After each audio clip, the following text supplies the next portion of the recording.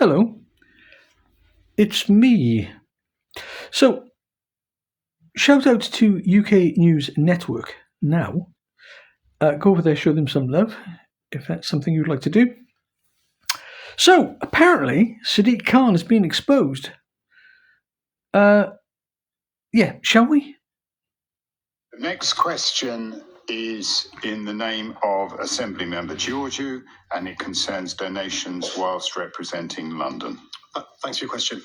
It's really important as elected representatives that we all share a commitment to transparency and the highest standards of ethics in public life. In that spirit, I'm confident that I'm the most transparent mayor ever. Despite the government at the time not doing so, we put transparency at the heart of everything we do, and our commitment goes well beyond the mandatory local government transparency code. We publish interest, gifts, hospitality and expenses for me, the mayoral advisors, and senior Greater London Authority officers. We publish details of senior officer... See, now, the problem immediately with this is he's making a statement in mitigation. Now, I don't know if this is one of those hearings where, as the person who's being grilled, you get a heads up as to the questions that you're going to be asked. And I would wager that's actually the case. Because we live in a political framework now, which is heavily rigged. And you can't rig one political framework, let's say at the top of the tree like the Houses of Parliament, where when you have Prime Minister's questions, they're given the questions first so they can prepare answers. And you can't have that rigged and not have it bleed out. So if it's acceptable at the top of the house, it's certainly acceptable everywhere else. And I think that's actually a problem. I think you should be able to blindside ministers. I think they should be smart enough, intelligent enough, and capable enough to be all over every aspect of their brief, at least broadly speaking.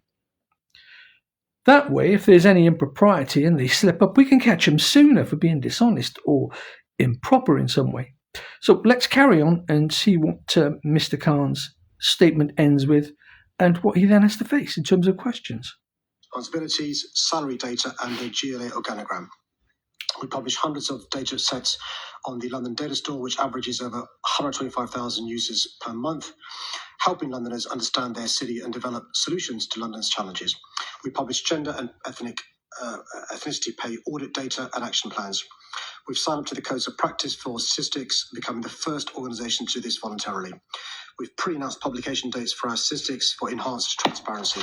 Is he saying statistics? Consultations. Or statistics? All our statutory strategies were consulted on widely for between... If so, I don't know what a statistic is. Including public engagement through Talk London, representative polls, surveys of Londoners, focus groups, interviews and stakeholder and community engagement meetings.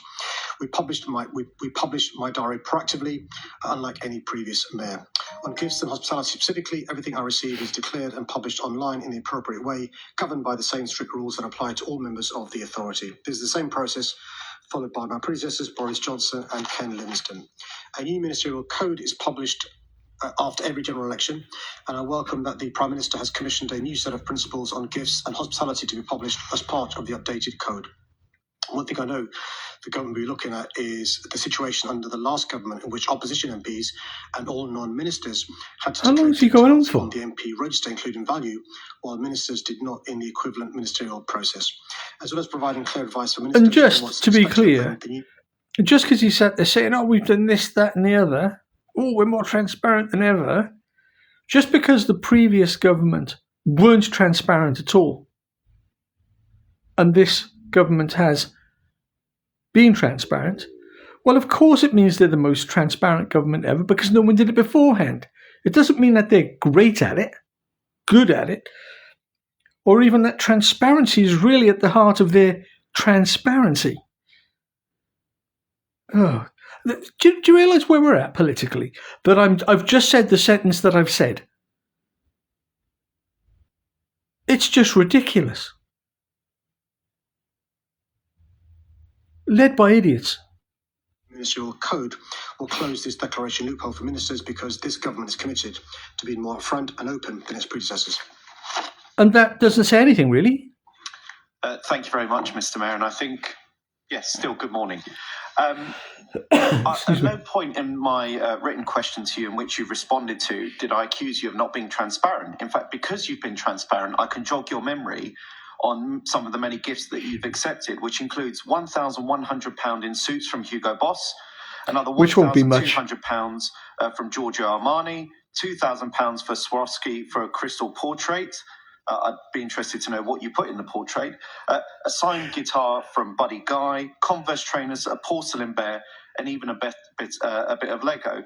Now, do you think that when you accepted these gifts during the cost of living crisis, COVID, and now that we are going through the removal of the winter fuel allowance from London's pensioners, that it was appropriate to accept these gifts?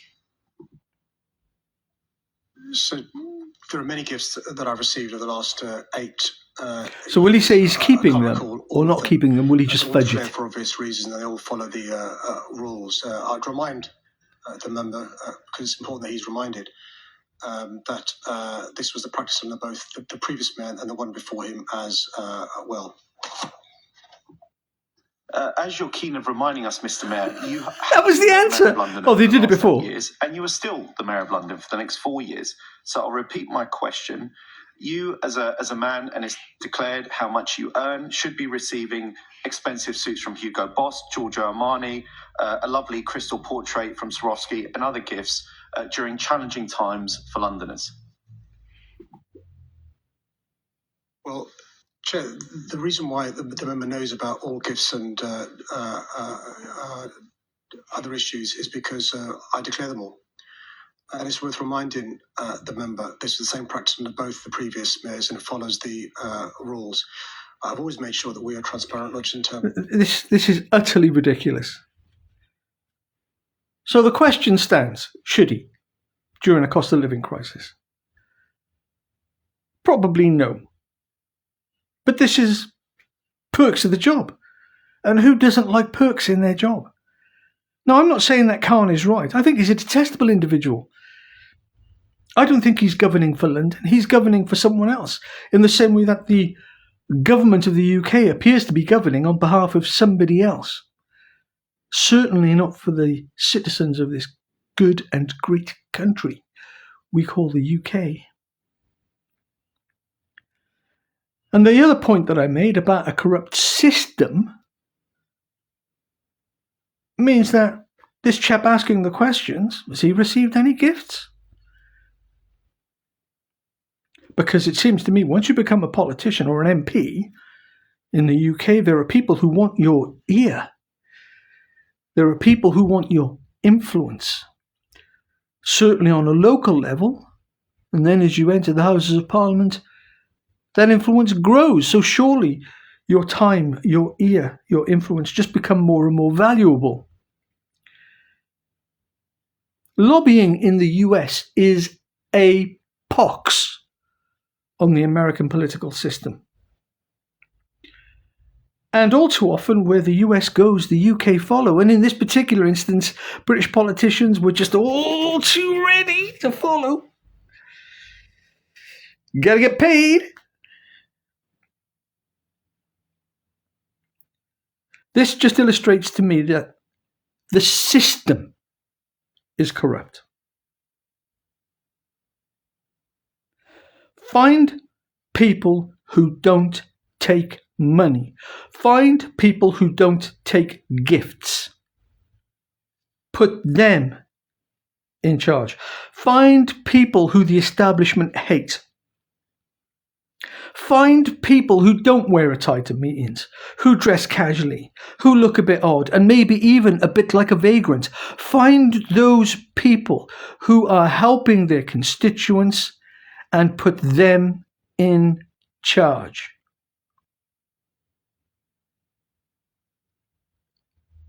Let me know what you think in the comments below. Do like, subscribe, and share if you'd like to. And until next time, this is me signing off. Do look after yourselves.